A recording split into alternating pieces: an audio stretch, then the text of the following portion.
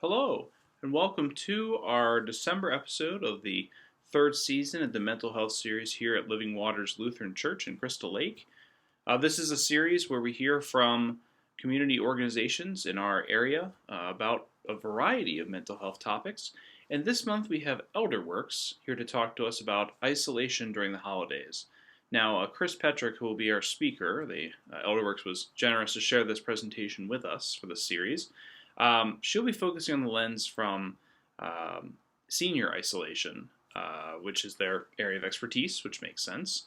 But if you're looking for other options, as we have been doing this series for a number of years now, in season one, we had a presentation about the holiday blues as well. So we kind of try to fit this theme together this time of year, as the holidays are a high event season, which can bring a myriad of feelings and perhaps anxieties and mental health issues to be discussed and explored. So, again, as always, these resources are here for you. This episode is, again, tailored to seniors, but is relevant to people of all ages, in my opinion. Chris does a great job walking us through the mental health and all aspects of health involved in isolation during this time of year. But we do have other seasons episodes for this time of year to cover these topics as well, as we continue to build our library and resources of people who can help in this area. As always, if you have questions, please feel free to comment here on Facebook or YouTube, wherever you're watching this video. You can always message us privately if you prefer that way of communication. You can email me, pastorzachbear@gmail.com, or you can use the form through our mental health series website. All these communications, except for the public comments, will be confidential. We are always here to help you, refer you, to help you get the help that you need. Without further ado, I'm going to turn it over to Chris for the presentation. Good afternoon and welcome to our program on senior isolation and coping with the holidays. I'm Chris Petrick and I am the Director of Education for ElderWorks. We'd like to thank you all for joining us. Just a reminder that this event is being recorded and we are currently on Facebook Live, and this presentation recording will be posted to the ElderWorks YouTube channel. Before we begin, I'd like to explain a little bit about ElderWorks. ElderWorks Educational Services is a non-for-profit 501c3 organization whose mission is to provide older adults, seniors, and families information, referrals, and guidance for senior living, home care, and support services to help make appropriate decisions. This includes education on senior topics for community members and professionals. The guidance we provide will help seniors stay home well or transition successfully into a new senior housing opportunity. If you have any questions through this presentation, please use the Q&A button on your screen to ask questions. Please note that you will be muted during this presentation. After the webinar, a short survey will pop up on your screen. We would appreciate any feedback you have about today's presentation. So again, thank you for joining us. I'm going to talk about senior isolation and coping with the holidays. At the end of this program, you should be able to describe the most vulnerable groups for isolation, what isolation and loneliness are, what isolation and loneliness can do to your physical and mental well-being, what holidays are the most difficult time for those isolated and lonely, interventions for connectiveness, and red flags after a holiday visit. So what is social isolation? It really is the lack of relationships with others and little to no social support or contact. It's associated with risk even if people don't feel lonely. It's the absence of social contact, such as being cut off from one's social networks, staying at home for lengthy periods of time, like we did during the pandemic, not having access to community involvement. Again, we did that for about 2 years, not having access to services, little or no communication with family, friends, or acquaintances. And, I've mentioned the pandemic twice, but you need to know that social isolation occurs even without pandemics. So what's some of our contributing factors to social isolation? We look at long-term illness as being one of the factors. If you have chronic disabilities, transportation issues, domestic violence, socioeconomic issues, unemployment, mental health issues, and of course, like I said, the pandemic. Our most vulnerable groups is our older adults, those living with dementia, lower income families and single family homes, and LGBTQ plus community. These are the most vulnerable. That's not listing all of our vulnerable groups. Aristotle said, man by nature is a social animal. An individual who is unsocial naturally and not accidentally is either beneath our notice or more than human. Society is something that precedes the individual, and anyone who either cannot lead that common life or is so self-sufficient as not to need to, and therefore does not partake in society, is either a beast or God. So what he's saying is that every human being needs to be social by nature. It is part of our innateness as humans. If we look at social isolation and it increases the risk, there is a lot of physical risks to our wellness: heart disease, heart failure, inflammation, hypertension or high blood pressure, dementia, type 2 diabetes.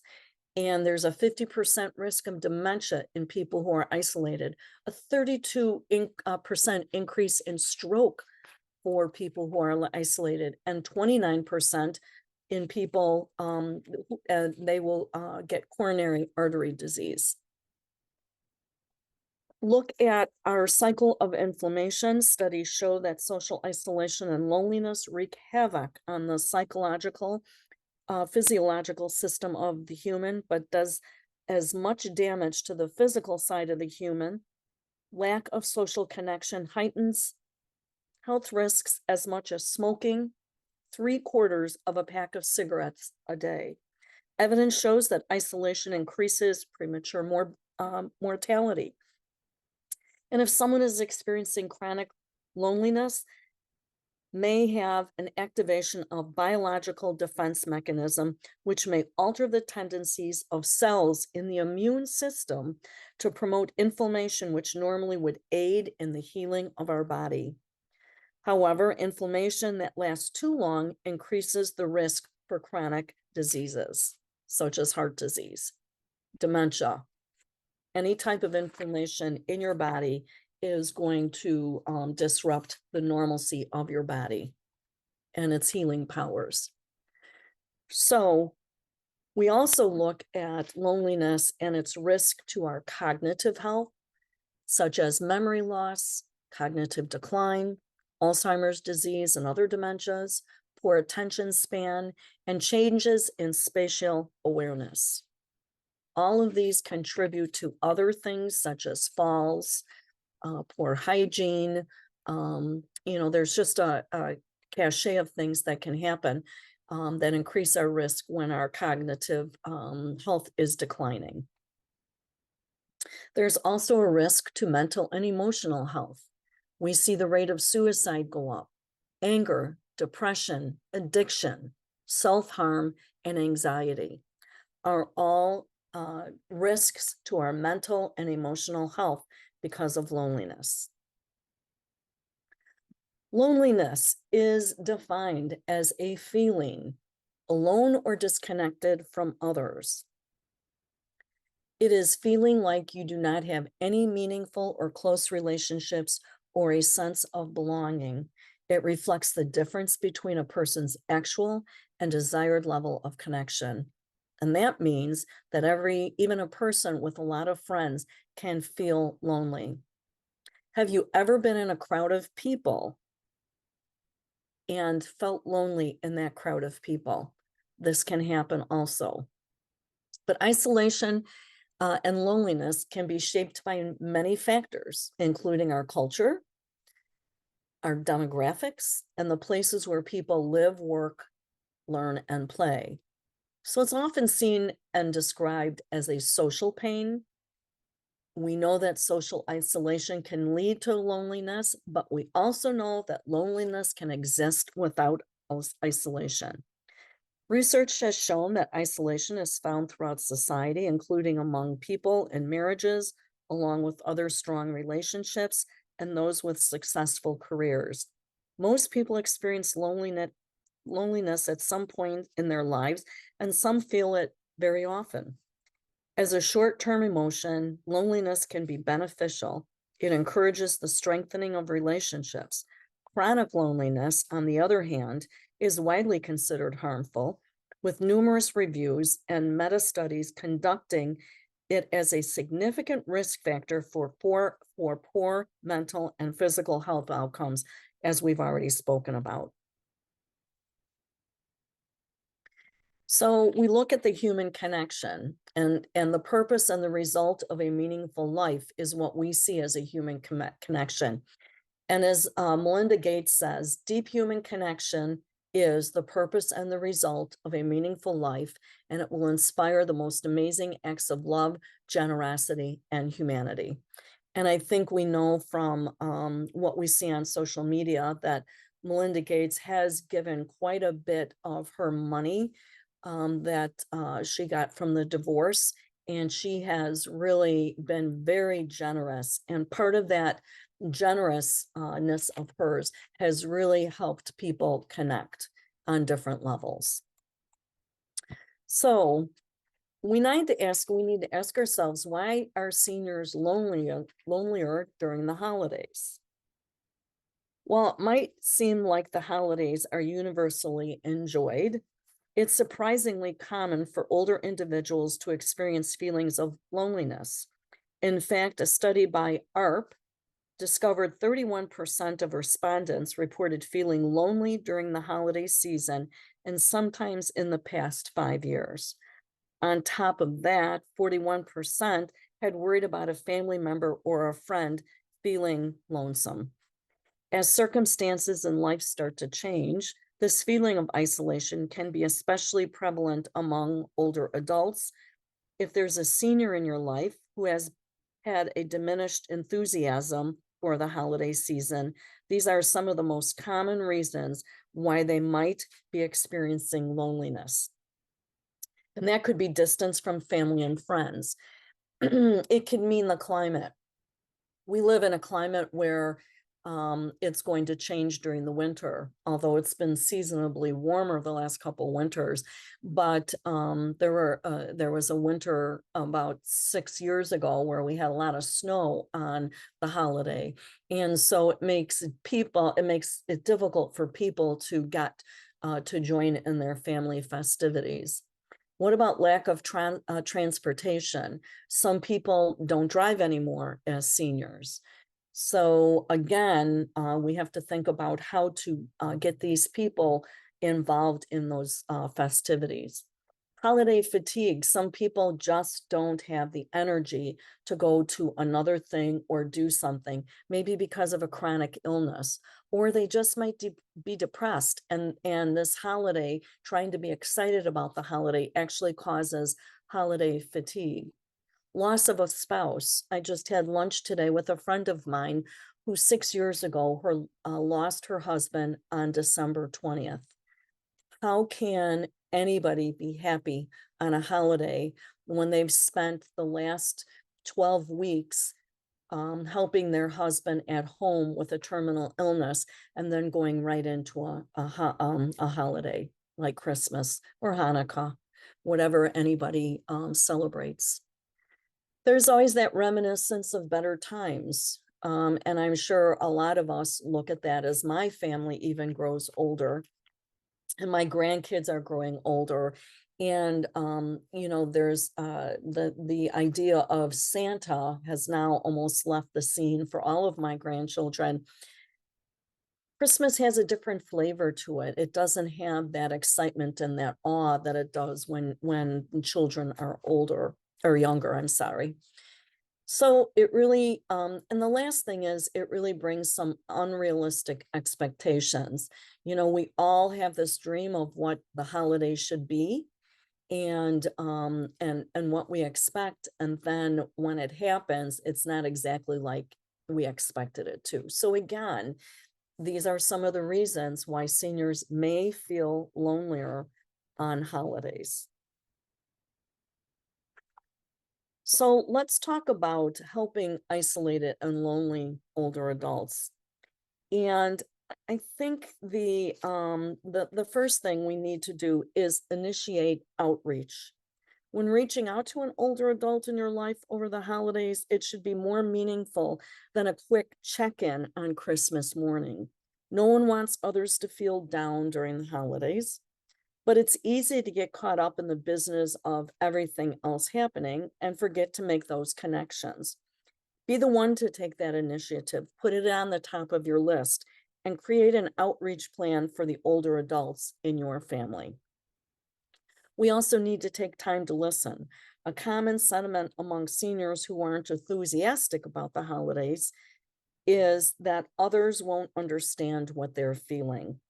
These older adults don't want to be a buzzkill and ruin the enjoyment of others, so those feelings kind of get bottled up. Instead of expecting seniors to put on that smile and power through those holidays, be a sounding board for whom they can express their true thoughts without judgment.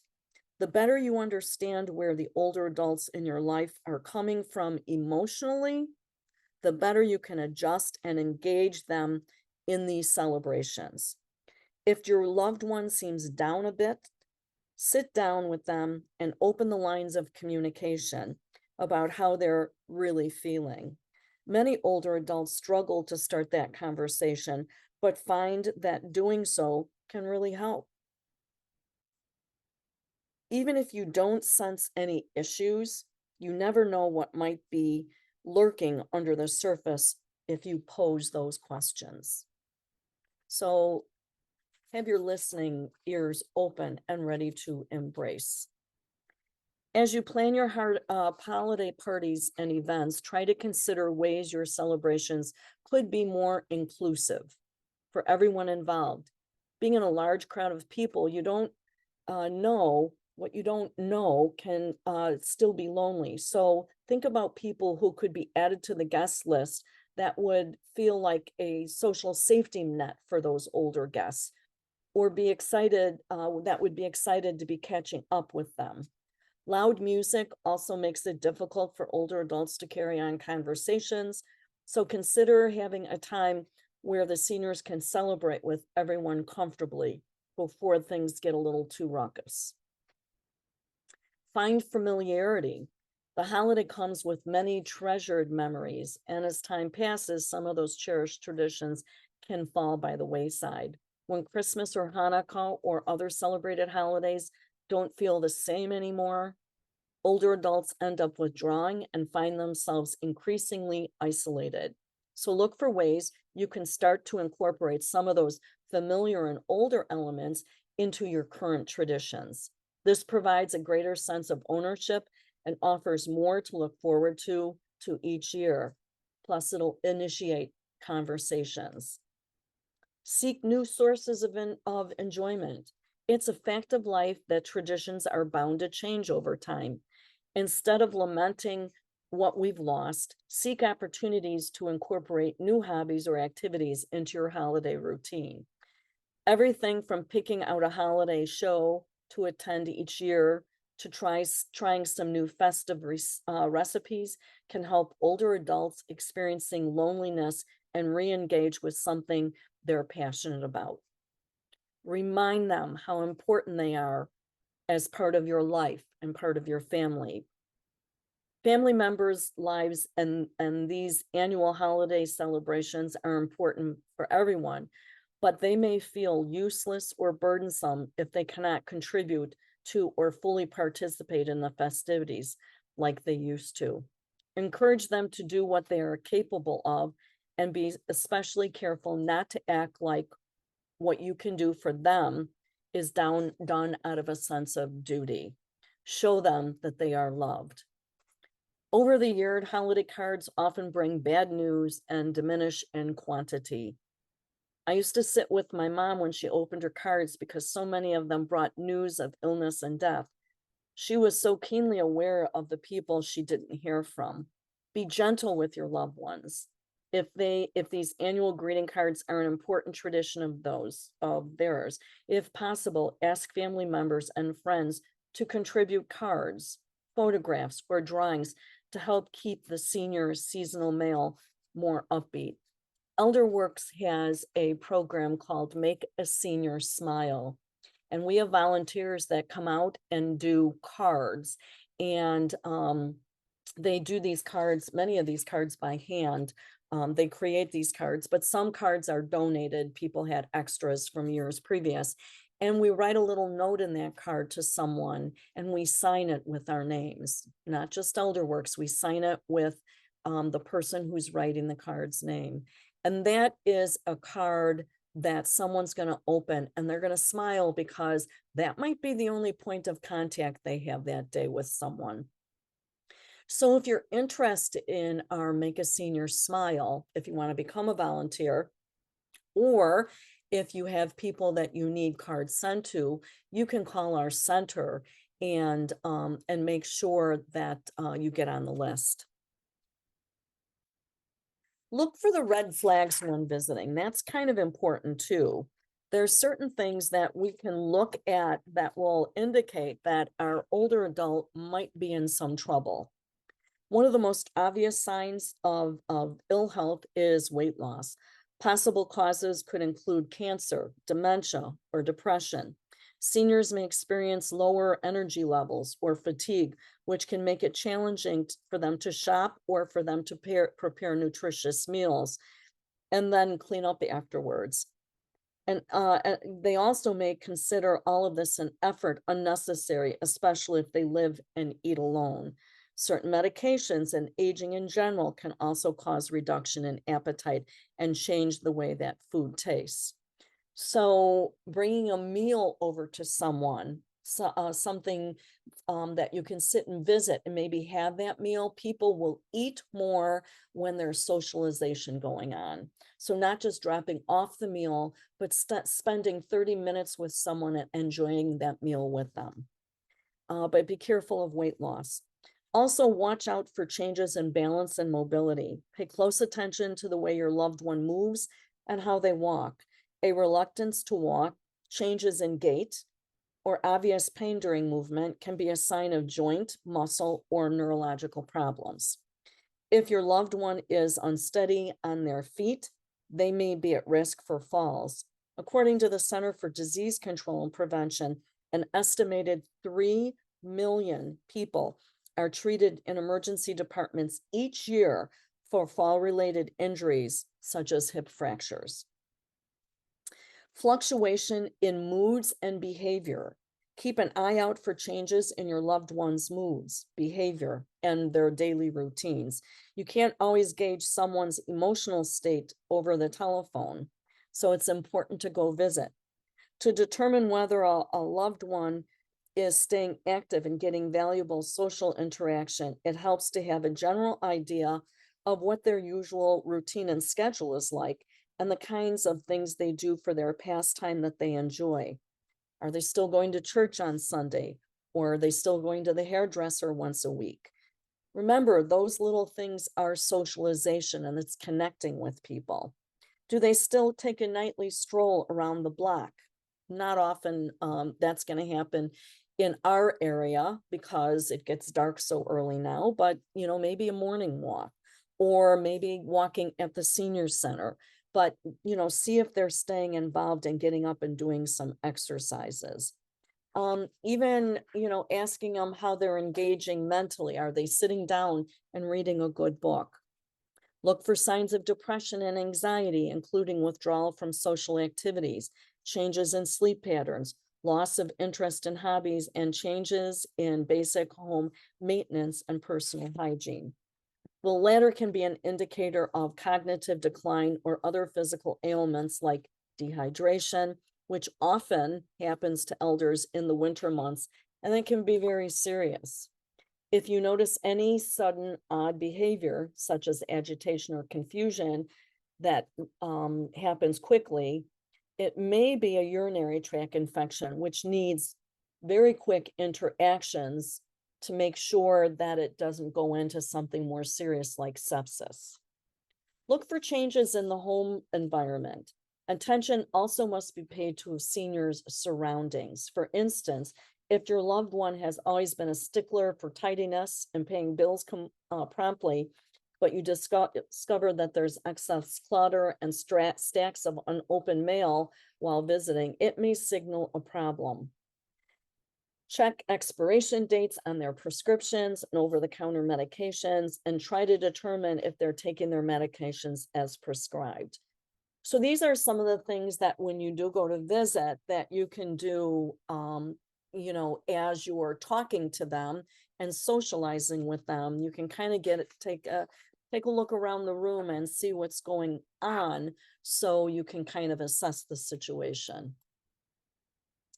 So you see some things that are wrong. How do you handle those red flags? Have a heart-to-heart with that person about what they're seeing. Suggest or even schedule an appointment with a physician for an initial assessment. Volunteer to go with them. Make sure they get a ride there and a ride back. Suggest or provide resources for home assistance. Sometimes all they need is a housekeeper to come in and help them clean their house once a week. Maybe they need food with, that has meal planning. So, there's a lot of resources out there for people for those things. You can also research the ElderWorks or the Department of Aging for local resources. We have that information in our office, and it is easy to access. Just like the thirst is a signal you need hydration, loneliness is a signal that you need human connection. And that is the end of our presentation. Because this is a pre-recorded program, we won't have any questions and answers, but please know that ElderWorks is always available. And I'm going to give you the phone number right now and to the office. And that number is 224-801-6556. Again, 224-801-6556. ElderWorks is there to provide resources and help in your home, but think about an elder person who may be experiencing loneliness, sadness, and not being connected during the holiday seasons. May you find yourself in a blessed and happy holiday season. Thank you. Thank you, Chris.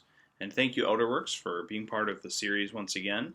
This is the second time you've been with us, and we're very thankful to have you as part of this series and as a organization in our community that's doing great work.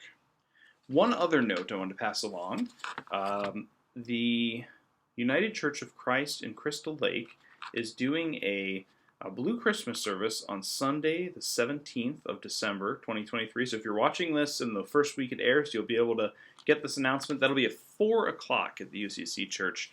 We do not offer a Blue Christmas service at this time at Living Waters, but I have heard from my colleagues that this existed, so I wanted to pass that along in case that was of interest to you, given the topic of this presentation. As always, though, we are here to help here at Living Waters. We do have normal Sunday services, 10 a.m. On Sundays, and then Christmas Eve, if you're watching before then, it's at 3 and 5 on Christmas Eve. So please, if you're feeling isolated, I invite you to join us, worship with us. It'd be great to meet you and invite you into our community. As always, we close each episode in the series with a prayer, so I ask that you please join me. Holy God, we pray for all those who feel isolated in this holiday season.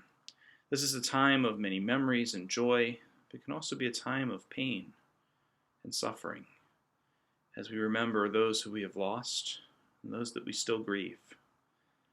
I ask for your presence to be with those who are lonely, who are grieving, who are hurting in any way this holiday season. May they find community. May they find those people in their lives that can help them and give them the strength for these days. And for all of us, please let this season be one to remember, one where we give thanks for you, for your coming of your Son, Emmanuel, God with us, in whose name we pray. Amen. Thank you for watching. Really excited for the rest of the season of season 3 here in Mental Health Series. So I hope you can join us next month.